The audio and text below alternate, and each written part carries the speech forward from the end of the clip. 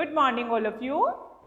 आज हम बात करेंगे ज्ञान के प्रकार के बारे में कि दर्शन में ज्ञान के कितने प्रकार बताए गए हैं, कौन कौन से माध्यम है, कैसे कैसे हम ज्ञान प्राप्त करते हैं। चलिए एक एक बिंदु पर बात करेंगे। पहले देखते हैं हम कितने तरीकों से ज्ञान प्राप्त कर सकते हैं। सबसे पहले हम बात करेंगे ऐन्द्रिक ज्ञान की, अर्थात ज्ञानेंद्रियों से प्राप्त ज्ञान की। फिर हम बात करेंगे बौद्धिक ज्ञान की, जो हमें अध्ययन के तरफ से मिलता है। अब हम बात करेंगे क्रियात्मक ज्ञान की, जिसके प्रबल समर्थक डीवी हैं।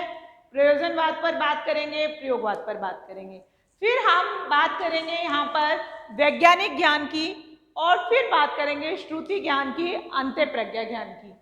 आप इसका एक स्क्रीनशॉट लीजिए, फिर हम डिटेल से बात करते हैं कि ज्ञान के प्रकार क्या हैं और हम ऐसे कैसे ज्ञान सीखते हैं। हम बात कर रहे हैं ऐन्द्रिक ज्ञान पर। ऐन्द्रिक ज्ञान होता है ज्ञानेंद्रियों से प्राप्त अनुभव के आधार पर। व्यक्ति इसे अपनी इंद्रियों के द्वारा प्राप्त करता है और ये ज्ञान मनुष्य का प्रारंभिक और महत्वपूर्ण ज्ञान है। जैसा कि विदित है कि इंद्रियों को ज्ञान का द्वार कहा जाता है। ये ज्ञान प्रयोग, सिद्ध और प्रत्यक्ष ज्ञान होता है। अगर हम नाक द्वारा कोई सुगंध प्राप्त करते हैं तो हम ये अनुमान लगा देते हैं कि ये सुगंध किस चीज़ की है। इस प्रकार हमने सुगंध के द्वारा ज्ञान प्राप्त किया। अब बात करते हैं हम बौद्धिक ज्ञान की। इस प्रकार का जो ज्ञान होता है हम बुद्धि के माध्यम से प्राप्त करते हैं। इसमें चिंतन का और तर्क का महत्वपूर्ण स्थान रहता है। प्लेटो ने इस ज्ञान को यथार्थ ज्ञान कहा है। यह ज्ञान हमें इंद्रियों से प्राप्त नहीं होता, बल्कि बुद्धि से प्राप्त होता है। सुकरात ने भी यथार्थ ज्ञान को बहुत महत्वपूर्ण स्थान दिया है।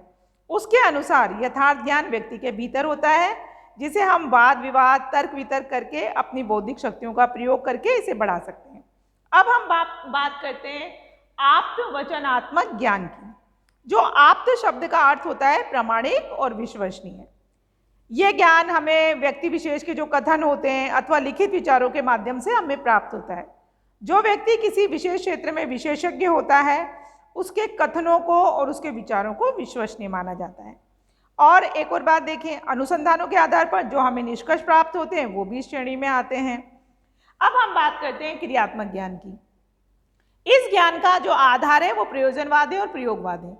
डॉक्टर जॉन डीवी इसके प्रबल समर्थक हैं। इसके अनुसार विचार या विश्वास जीवन के उपकरण है। ये व्यक्ति की इच्छाओं की संतुष्टि के साधन है। यदि हम एक विचार को अमल में लाते हैं तो हम उसमें सफल हो जाते हैं। अब हम बात करते हैं वैज्ञानिक ज्ञान की। यह ज्ञान विज्ञान के क्षेत्र से संबंधित है। जिन व्यक्तियों की विज्ञान में रुचि होती है उनका दृष्टिकोण भी वैज्ञानिक हो जाता है। अब इसमें हम देखते हैं कि प्रयोगशालाओं में प्रयोग और निरीक्षण के द्वारा जो ज्ञान होता है, जो हम प्राप्त करते हैं ज्ञान, उस ज्ञान की पुष्टि के लिए हम बहुत सारे प्रयोग और निरीक्षण करते हैं। अब हम बात करते हैं श्रुति ज्ञान की। इस प्रकार का ज्ञान अधिक रूप से हम कह सकते हैं, मतलब अधिकांश रूप से, कि धार्मिक रूप का होता है। यह ज्ञान नया ना होकर परंपरागत होता है, पुराना होता है, सर्वमान्य होता है। धार्मिक विचार रखने वाले व्यक्तियों को इस प्रकार के रूप में कोई संशय नहीं होता।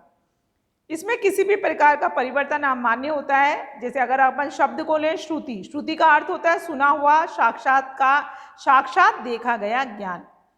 आप्त वचनात्मक ज्ञान श्रुति ज्ञान से भिन्न है, क्योंकि आप्त वचनात्मक ज्ञान जो होता है वो विश्वसनीय व्यक्ति से सुना या प्राप्त किया जा सकता है, और जो श्रुति ज्ञान होता है वो दिव्य स्रोतों से प्राप्त होता है। वेदों के बारे में प्राय कहा जाता है कि हमारे ऋषि मुनियों ने दिव्य नेत्र, जो उनके पास दिव्य नेत्र थे, उसका साक्षात्कार करके उन्होंने बनाया था।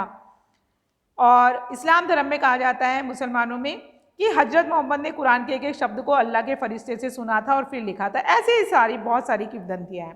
अंतःप्रज्ञा ज्ञान, अतः ये वाला जो ज्ञान है, इसे अंतः शब्द का अर्थ होता है आंतरिक, और प्रज्ञा शब्द का अर्थ होता है बुद्धि। इस प्रकार हम कह सकते हैं कि अंतःप्रज्ञा व्यक्ति की वो आंतरिक शक्ति है जिसके द्वारा संपूर्णता को प्राप्त होता है। इसमें ज्ञात और ज्ञेय दो नहीं रहते, एक ही हो जाते हैं। कुछ मनुष्य की भविष्य की घटनाओं की जानकारी प्राप्त होने लगती है। ये पूर्व ज्ञान को ही हम एक तरफ से अंतःप्रज्ञा ज्ञान बोल सकते हैं। ये बात की थी हमने डीएलएड, बच्चे और सीखना, और हम बात कर रहे थे यहाँ पर यूनिट 1 की।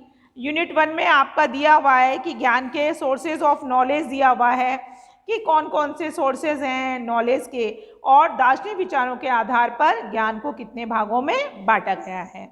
आशा करती हूँ कि आपको एक छोटा सा टॉपिक ज्ञान के प्रकार एग्जाम के दृष्टिकोण से समझ में आ गया होगा।